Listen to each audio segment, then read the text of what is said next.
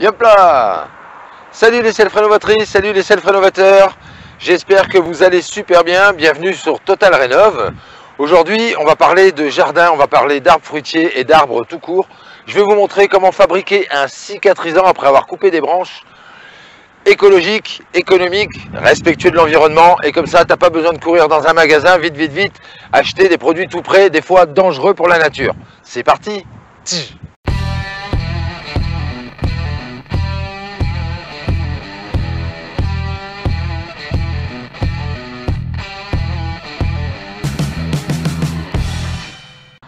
Alors nous, quand on a repris cet ensemble, l'usine, il y avait des terrains autour et ça n'avait pas été entretenu depuis au moins 30 ans. Donc je peux t'imaginer que les arbres n'avaient pas été taillés, pas entretenus, que ce soit des fruitiers, des arbres normaux, chênes, aulnes, platanes, noisetiers, etc. Donc ça a été un énorme boulot.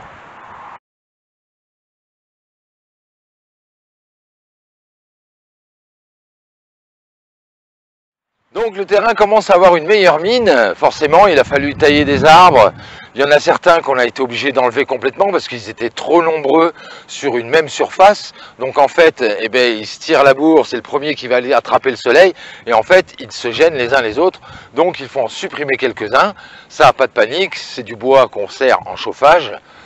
Ensuite, d'autres arbres, il faut couper des branches, et d'autres, ils sont tellement envahis par le lierre, par le sureau, etc. Ils sont tellement étouffés qu'il faut déjà dégager tout le lierre.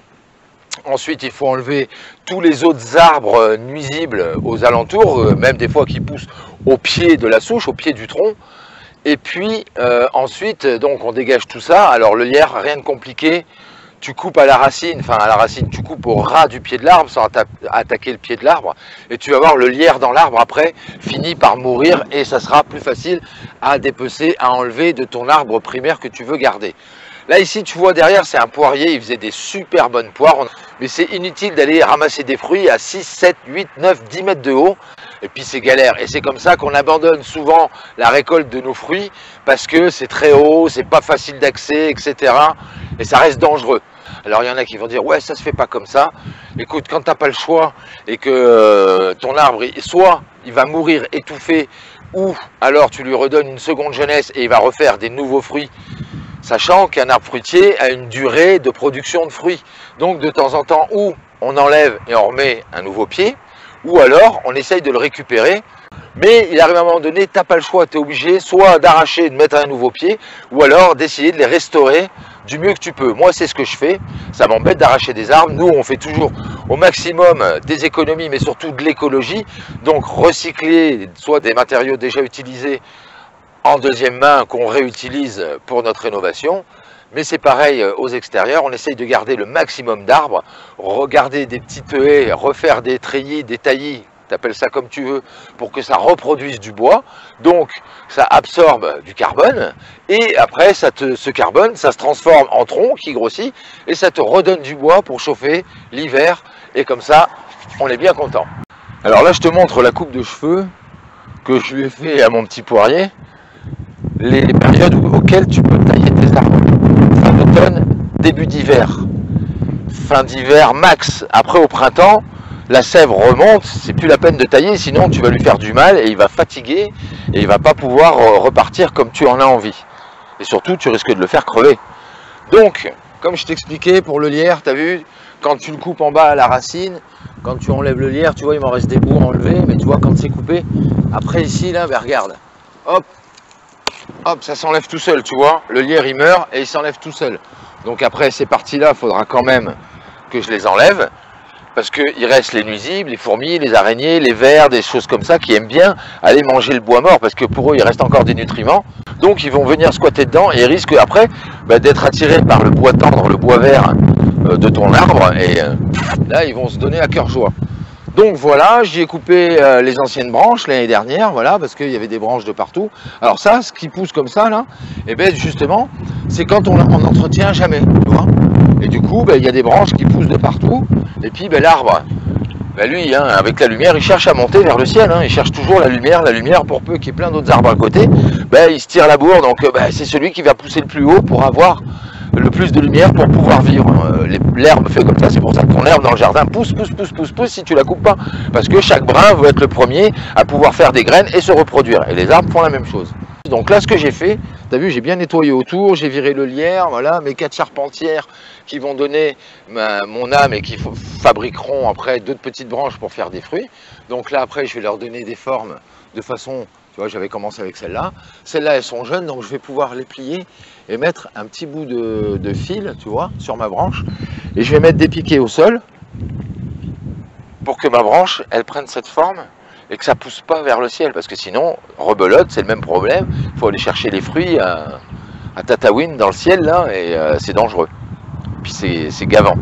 Donc maintenant, première chose, il va falloir qu'à la tronçonneuse, je coupe ce gros œil là sur le côté, ce gros œil de ce côté-là aussi, c'est ce qui donne des rejets, vu que ça a été greffé sur un genévrier. Et en plus, je vais finir de couper les petits bouts de branches pour que ce soit quasiment à ras du tronc. Voilà, j'avais fait exprès de les laisser dépasser un peu. Et là, j'avais déjà posé du cicatrisant naturel fait maison.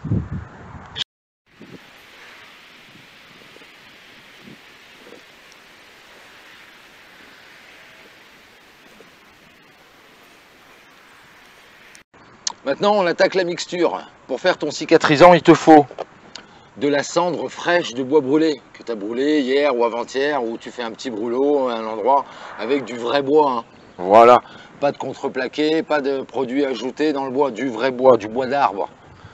Ensuite, il te faut de la cire d'abeille. Alors tu vois, moi j'ai 15 centilitres, là même pas, j'ai 10 centilitres.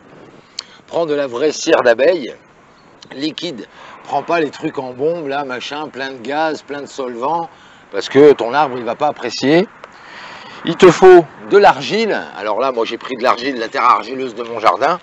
Tu peux prendre de l'argile en briques, ça s'achète aussi. Voilà. Et ensuite, il te faut de l'eau de pluie,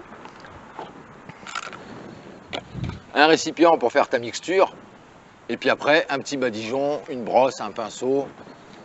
Prends un truc, alors moi il a déjà servi, mais il a servi à faire ça.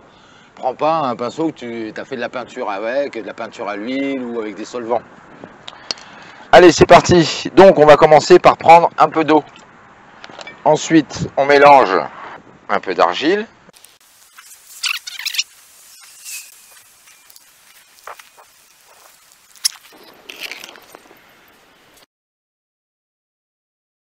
Ensuite, tu viens incorporer ta cire d'abeille. Ça, c'est ce qui va protéger et nourrir ta cicatrice que tu as fait sur ton arbre. Et ensuite, tu viens incorporer de la cendre de bois. Alors la cendre de bois, c'est ce qui va servir de bactéricide et fongicide naturel. Et en même temps, ça va faire fuir les nuisibles. Enfin, les nuisibles. Les nuisibles qui risquent de rentrer manger ton arbre. Les xylophages. Ou les autres bestioles qui auront envie de pondre des œufs dans les petits creux de ton arbre. Allez, on passe à l'application. Alors tu lésines pas, hein. C'est pour ça qu'il faut quand même en faire une quantité assez importante. Parce qu'il faut bien badigeonner, il faut bien recouvrir toute la partie coupée. Et même un peu autour sur les bords, là. Comme ça, tu es sûr que ça ne va pas rejeter, ça ne va pas faire de nouveaux rejets. Et puis après, bah, tu continues, hein, puis tu fais le tour de tes endroits abîmés, hein, sur ton arbre. Abîmés, où ce que tu as coupé, les branches que tu as enlevées.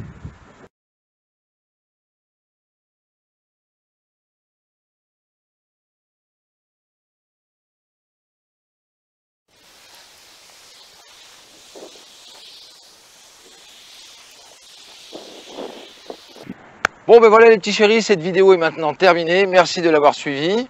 Tu n'as plus aucun secret pour pouvoir fabriquer ta petite pâte naturelle, respectueuse de l'environnement, pour pouvoir protéger ton arbre une fois que tu as coupé des branches, que ce soit un arbre fruitier ou d'autres arbres. Comme je te le dis toujours, pense à la récup, c'est hyper important. Tu as vu, là c'est totalement gratuit, forcément. Tu utilises des produits que tu as un peu à la maison, mais le seul produit c'est la cire d'abeille. Prends-la liquide, n'oublie pas. Et comme je te le dis toujours, sois inventif, sois créatif, sois ingénieux, surtout reste-le et prends bien ton temps pour tout en faire de ton mieux. Du super bon boulot et je vous dis à bientôt pour une nouvelle vidéo. Salut les self-renovateurs!